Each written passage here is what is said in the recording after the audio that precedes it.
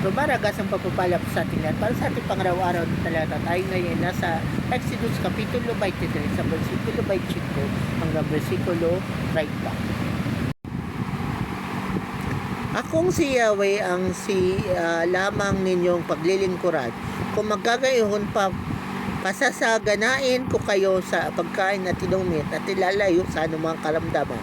Isa man sa mga babaeng Israelita ay walang makukunan o mababaw, at bibigyan ko kayo ng mahabang buhay. Dahil sa gagawin ko, masisindak ang lahat ng haharap sa inyo. Malilito ang mga bansang darapdan ninyo at magtatakbuhan dahil sa takot. Bago kayo dumating doon, magpapadala ako ng makapal na putakti at palalayasin ng mga Hebyo, Kananeyo at Siteyo sa kanilang lupain. Hindi ko muna sila paalisin lahat sa loob ng isang taon, para hindi mapabayaan ang lupain at hindi dumami ang mga maiilap na hayop. Unti-unti ko sila paalisin hanggang sa dumami ang inyong anak. So sa passage na to, yung mga Israelites ay naghahanda na sa pagsakop doon sa Promised Land o yung lupain ng mga Kanaan at iba pang mga lahi. So yun na nga na si Lord nagbigay sa kanila ng strategy. So yun ang kagandahan kay Lord. Kapag may gusto siyang ipasakop sa iyo, or nung panahon nila kailangan nilang angkinin ulit yung Promised Land, so yun na si Lord mismo ang nagbibigay ng strategy. So sa atin, kung gusto na rin nating manalo sa buhay, asahan natin na si Lord talaga magbibigay sa atin ng strategy para manalo.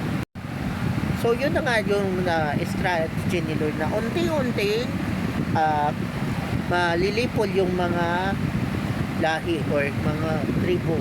Kumbaga hindi kaya kasi ni Lord na isahang atake lang patay lahat ng kalaban ng mga Israelites.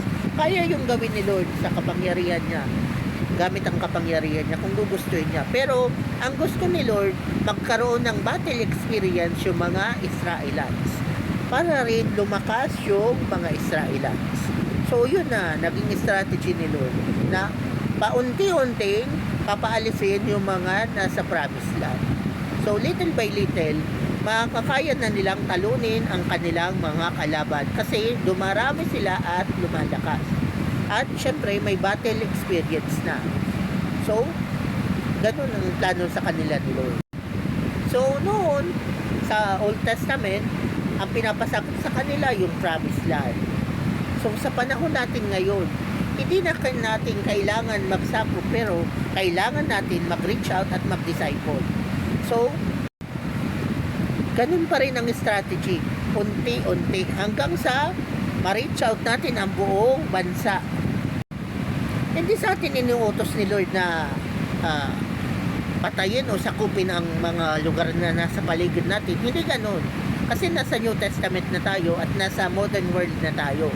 So, hindi na ganun ang strategy. Ang strategy na ngayon ay kailangan mo nang i-disciples ang mga kapwa natin muna Pilipino. Para ma-reach out natin ang kada city at municipality sa buong bansa. So, pero ang strategy is pakunti-kunti. So, let's say isang nayon kada taon or isang munisipyo or city kada taon. The next year, ibang normal. Ibang lugar naman ang i-reach out. So, ganun. Hanggang sa ma-reach out ang buong Pilipinas.